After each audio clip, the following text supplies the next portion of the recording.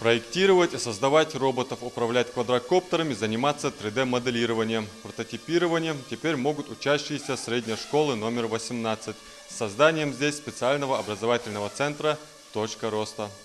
На первый взгляд так сразу и не скажешь, что это привычный кабинет информатики в обычной школе. Пока одни запускают дрона, другие пробуют в действии визуальные 3D-очки. Али Гатиев, ученик 9 класса, сейчас занят над созданием различных виртуальных моделей, используя сенсорный ноутбук, который в нужный момент легко превращается в планшет. Я создаю модели свои, сейчас я создал часы здесь и пытаюсь сделать анимацию этих часов, то есть чтобы стрелки двигались. Вот, этим я сейчас занимаюсь. Скажи, вот старое программное обеспечение позволяло? Старое программное обеспечение не позволяло, потому что у нас было недостаточно, так скажем, оборудований, а сейчас у нас вполне достаточно всего, и мы можем работать здесь.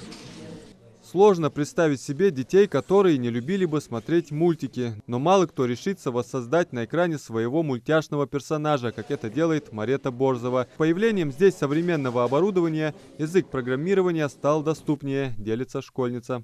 На данный момент я работаю с программой Scratch. Scratch – это язык программирования. С помощью этой программы можно создавать всевозможные анимации, работать с визуальными объектами, перемещать по экрану. Также с помощью этой программы можно создавать анимации, и потом с этих анимаций можно создавать всякие игры и многое другое. Я бы очень хотела быть программистом или там, как сказать, работать уже с техникой, связать свою жизнь именно с техникой. Именно в этом случае, да?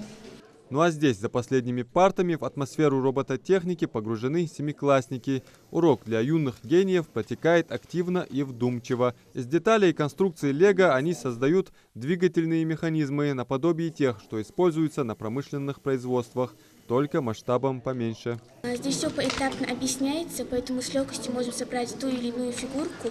Но если у нас бывают трудности, мы не можем справиться, то мы спрашиваем наших преподавателей, и они нам объясняют. Да, мне это очень нравится, больше всего собирать эти конструкторы Лего. Оно развивает наш мозг, интеллект, и это очень полезно. Занят сборкой подъемного крана. Но я заканчиваю. Такие практики могут пригодиться тем людям, которые связаны в сфере инженерики. В основном это пригождается для тех, кто связан с малыми работами, с мелкими механизмами. Для тех, кто есть многозадачные мелкие механизмы. К примеру, можно привести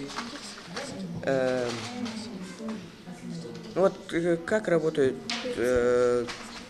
новое оборудование современных танков работает на том, что при передаче автоматической передачи человек может, подключив некоторые приборы, переключать заряд после в тот же момент после выстрела, имея посредственность свою. А для будущих архитекторов и дизайнеров незаменимым помощником в учебе станет вот такой 3D-принтер. Его используют для изготовления моделей и макет, соответствующих заданным параметрам. Новое оборудование для открытого здесь центра «Точка роста» разместили и в кабинете ОБЖ. Здесь школьники учатся оказывать первую медицинскую помощь в аварийной ситуации. Этот тренажер позволяет контролировать пульс на сонной артерии и выявить, к примеру, глубину смещения грудной клетки. Первую помощь, как это сзади душ? Если сердечный приступ. Проверил пульс. Да.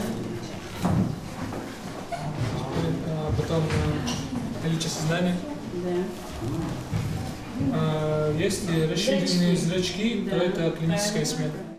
Далее кабинет технологии, или привычнее класс для занятий по труду. Здесь есть своя мастерская и теоретическая. Искусство, наука и спорт. 3 словами описывают шахматы. В этом зале для отдыха тактические ходы и приемы будут осуществлять куда интереснее, с красивым оформлением. Открытие центра «Точка роста» предусмотрено федеральным проектом «Современная школа», входящим в нацпроект образования. Работа центров направлена на формирование современных навыков и компетенций у учащихся. На базе нашей школы открыт центр «Точка роста», который направлен на новый метод обучения по таким дисциплинам, как информатика, технологии, основы безопасной жизнедеятельности. Наша школа оснащена современным оборудованием. Это ноутбуки, квадрокоптеры, это лего для конструирования, также различные тренажеры, манекены для оказания первой медицинской помощи. Данный проект дает возможность учащимся проявить себя в различных мероприятиях, дает возможность участвовать в команде. Скажите, учебный план, вот, он как поменялся вообще с образованием центра? Конечно, учебный план поменялся в плане того, что у детей появилось больше возможностей, так как они могут проявить себя в каждом направлении. И дети могут принять участие, дети могут дополнительно после уроков заниматься по каждому из этих направлений. Всего таких центров в Ингушетии на данный момент 59. Их будут открывать на базе сельских школ и малых городов до 2024 года. Образовательный процесс с современными требованиями позволит обновить методы обучения предметных областей, как математика и информатика, физическая культура и ОБЖ. Ну а в 18-й школе теперь будут вести новый отсчет в обучении со своей точки роста. Адам Мережков, Магомед Даскиев, Новости 24.